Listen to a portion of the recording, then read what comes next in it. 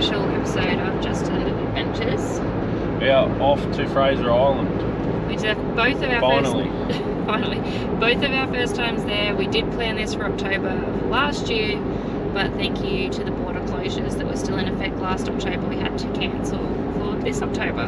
Yes, so today we are off to Redcliffs, which is near Broom's Head, just north of Coffs Harbour. In the, I'm going to butcher this, but the Yurayger National Park. Which we've been to before. Earlier this year. Station Creek is in that, which is one of our other episodes if you want to check that out. Definitely one of our favourite places that we have stayed so far, so I'm looking forward to checking out another campsite. The photos look beautiful, but we're just doing a quick little one-night stop there. Yep, and then we're another night at Inskip Point, which is where you get on the barge for Fraser Island, and then we'll be on the barge about 8 o'clock the next morning. And 12 whole nights on Fraser Island, 3 at Central Station, 5 on the west coast, and 4 back over at the top end of the east coast. Yep. So super exciting, and we'll bring you guys along. Yeah, and it should be awesome. Fingers crossed. So in one of our not so fine moments, we left the folder with all of our camping permits at home on the dining room table and realised it about Coffs Harbour. So now we're in Coffs Harbour going to Officeworks to reprint everything. Cool. Super prepared we are. And with a little quick stop off at Officeworks, 20 minutes of frustration for Joel. Wasn't that quick? Officeworks system is not that great, I'm not going to lie. But we have our permits and we're back on the road, ready to get to Yurayger National Park where we're spending the night tonight. Which is only about an hour and 20 minutes from here, so we don't have too much further to go. That's why we did this, because we had time and it was the easiest option. We had to do it anyway, but worked out okay. Thank goodness. Generally, you know it's going to be a good campsite when that is your view on the road coming into the campsite. That little blue strip right along the horizon there is the ocean. Does look pretty good so far. We have arrived. Go find our site number 55, I believe. Which should be in the Redcliff camping area, in the Yurayger National Park. So you've got Lake Aragon camping area, Redcliff's camping area, and I think it's called Grey Cliff's camping area, but they're all numbered from 1 to whatever it goes to. It's not, each camping area doesn't have different numbers, so whatever number you are when you get here, that's your camping area. Yeah, and you choose that online. It tells you which one you're in. So don't forget, you're in New South Wales National Park, so you have to book online. I think it was it $12.50 per person per night? Yeah. Yeah, so we're 12. $24 for a couple. Yeah, so. And you do not have, you've got very little signal here. So you might be able to book once you get here, but I'm not sure. I wouldn't count on it, but only 3 or 4 minutes ago. Yeah. We did have service. So. Broom's Head's only a couple of k's down the road, and I would assume that you'd have signal there. Yeah. But it always pays to maybe pre-book before you leave the highway when you've got good reception and you're not having to struggle along. We do have like 1 bar of 4G, so I mean, if you wanted to pull over here and 2 bars of 4G, you can get away with it. It just might take a bit of time. Yeah. Depends how patient you are. But yeah, we're just doing super simple setup tonight because that's it. Tomorrow we are moving on to Inskip, so we're just absolute bare essentials. I don't even think we're going to put the awning on the camper out. We're just going to roll out the awning on the ute in case we get like a shower and that while we're sitting around tonight. Yeah, we'll show you guys around a little bit when we're all set up.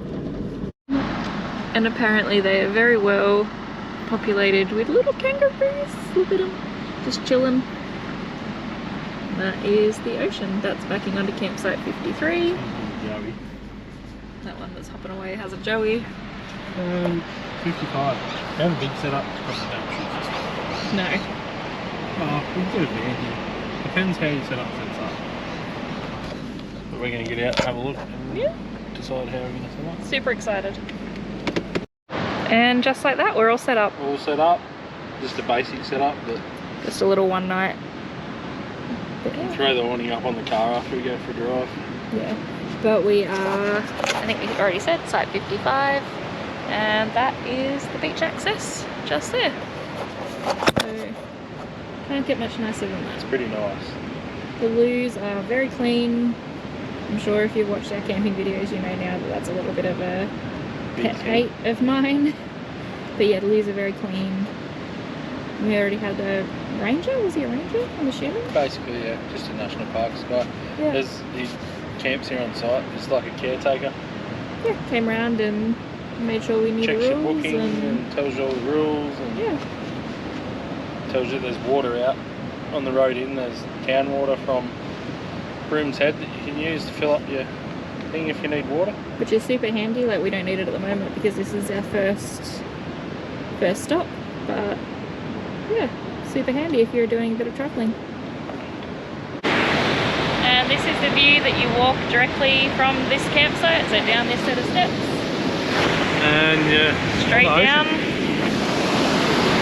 into the ocean. On the beach down that way if you want to have a swim. It's quite rocky just here, but very cool. So the sites in the 20s are what you want for a bit bigger and more private sites. Yeah, and as always, some of the walk-ins are absolutely stunning. Yeah, if you're a tent camper, this is the place to be. Yeah. So this entrance is just off, like site 25, I think it might have been.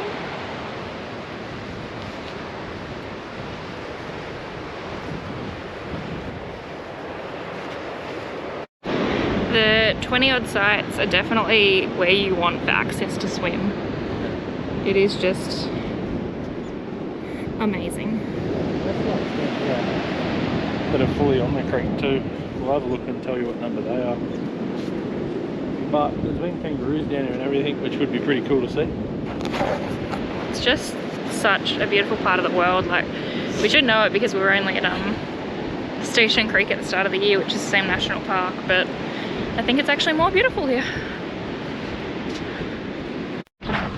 So we double checked when we came back up to the car, and sites 15 through 23 are your walk-on sites that are direct access to that little saltwater creek that we were just at there. And then I think 23 through like 30 something is the closest like drive-ins, like your caravans, camp trailers, etc. And it's still like, what do you reckon, less than a minute's walk? Yeah, a minute walk to the creek and probably a 2-minute walk to the beach. If you were, you know, taking a stroll. So when we come back, because we definitely will be, sites 1 through 14 are where it's at. They're right on the creek, and they would definitely be worth getting eaten alive by sandflies. Seriously gorgeous, like have a look. That's a site.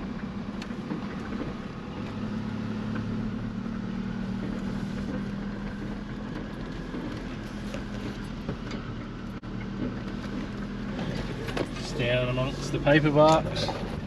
Given the name Paper Bark Campsite, I would assume. Also, the caretaker dude said they sell firewood here, so if you want to have a fire, Yeah. you can get wood from them.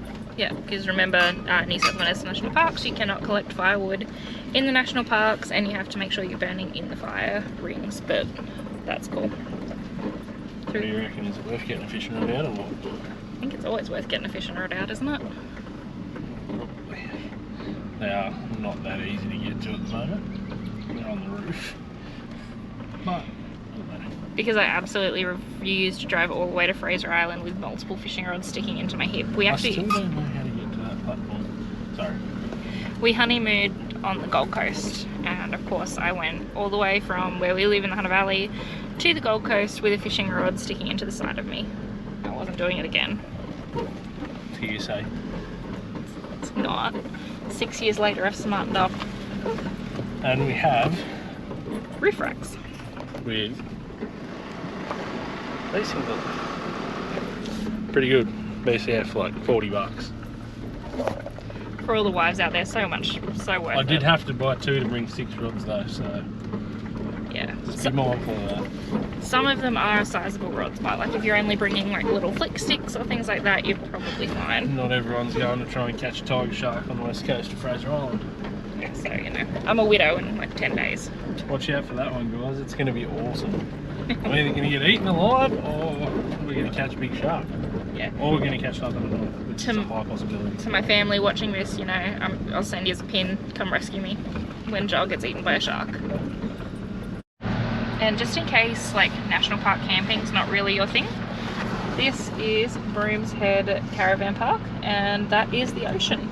So if you're more of a caravan park camper, this is the spot for you. It's about 2 minutes from where we're camping. Little park for the kids, powered sites. There's also holiday rentals here, if that's your thing. Yep, there's a big holiday accommodation thing just there. Broom's Head, it's absolutely bloody beautiful. Little cafe, there's a Chinese restaurant on the road in. So if you want all of the views and experiences of the camping without the camping, this is the town for you. Mum, I'm talking directly to you now. Just having a beer with the locals. Little cutie sharing the campsite with us. Big one over there. He's massive.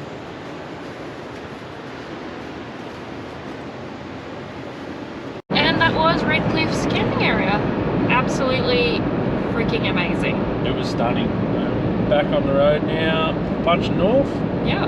Next stop, Inskip Point. So About 5.5 hours. yeah, again. As long as we don't get smashed with traffic going through Brisbane. Fingers crossed. But yeah, for anyone that is considering like having a visit up here, Redcliff's was just absolutely gorgeous. Yeah, it was unreal. Yeah, I'm giving it a solid 10 out of 10. Definitely coming back. Clean toilets, clean campsites, really friendly on-site ranger, beautiful ocean views. Kangaroos everywhere. Kangaroos everywhere. I will say I was a little bit concerned when we booked this that we would get blown away through the night being so close to the ocean. But on the beach it was blowing maybe...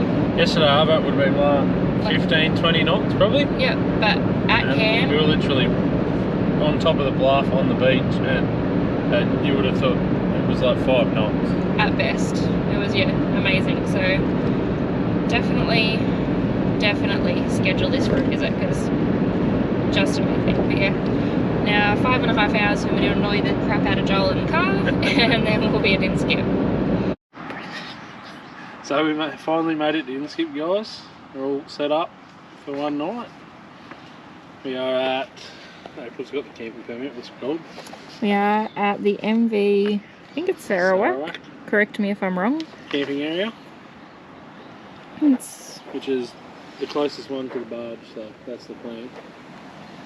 Straight on the barge in the morning and on the island. Yeah, and then the actual adventure begins. Yep.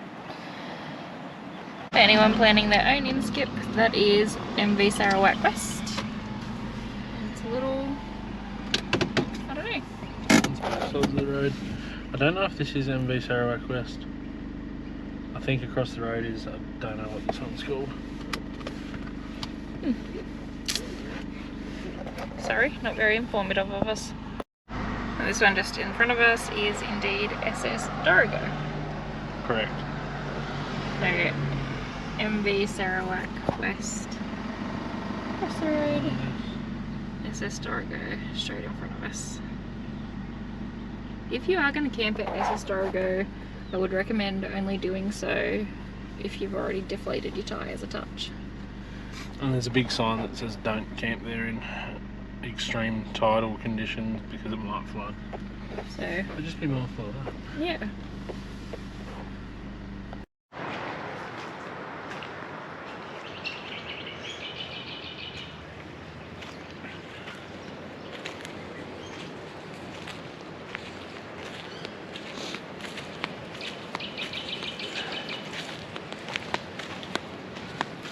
Beach at Inskip Point. Yep. Actually, no, it's cool.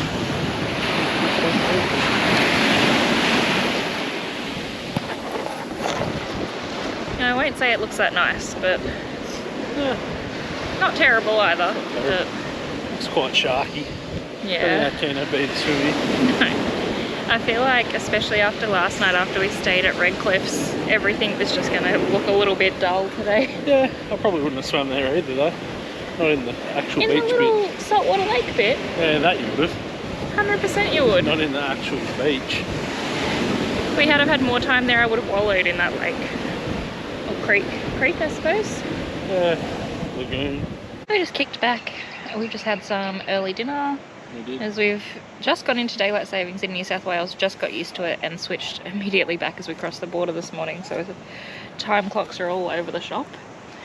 But yeah, we are all organised. We've got our paper Fraser Island map, and we've just plotted out tomorrow's plan. We had to go buy a second Fraser Island map because the other one's at home with the rest of our camp permits that we printed out. Yeah, I have a yesterday. very organised folder sitting on my dining room table at home full of our camping permits and tide times and itineraries and maps. But it doesn't do us much good sitting on the dining room table at home. No, so we've redone all that and we're good to go. Yeah, so we're getting the barge across in the morning, hopefully about 9ish, and then we are heading to Central Station for 3 nights to have an explore from there. Yep. Before heading on over to the west coast, up to the top of the east coast, and then back home. A couple of nice little camping spots on the way home that we haven't been to as well. Yeah. One in Queensland and one in New South Wales. Very exciting little trip. Yeah. Think- It's not such a little trip, but No, I think it'll be an early night tonight, but doing a little over 1100 Ks in 2 days, we're a bit tired. starts to take it out of you. We've only got a short day tomorrow, but Yeah, we're only about, Maybe- hopefully about 2 hours with the barge ride. yeah. And a little bit more complex setup once we get there, since we're there for more than just one night. We Yeah. won't be just the plain old, Put the roofs out and all that sort of stuff. yeah, get table and washing out tub Cooker. and cooker. Stop eating chicken bread rolls for dinner. Yeah, all of the high society camping equipment. Yeah, that's the one. We have Yeah. showers at our next one. Yeah, we have actually our camp shower yeah. for The other rest of two the where we ones, don't yeah. have showers. we have our Julka gas hot water system for the other camps, but there's no way we were getting them out and setting them up for a one night stop. No. Way too much effort. But yeah, very exciting. Come along with us in the morning. And about 18 hours later, we're packed up and back on the road again. We are about to head down and jump on the barge. Yeah, which is super exciting because it's actually the point of this trip to make it to Fraser Island, but we've had a blast so far anyway. If I'm going to give Redcliffs like a 10 out of 10, which I will every time, but I'm giving Inskip like a solid 4 or 5, yeah.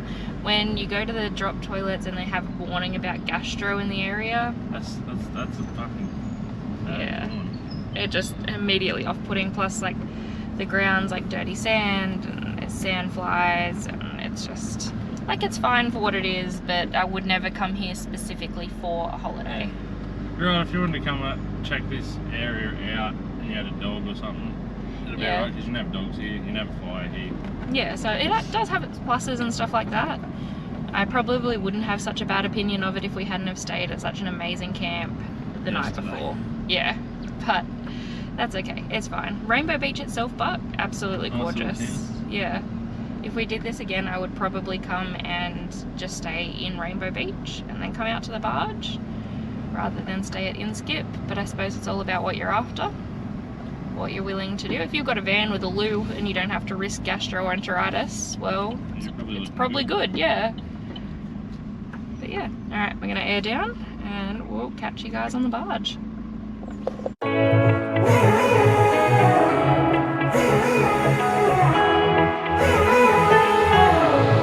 Strangers again.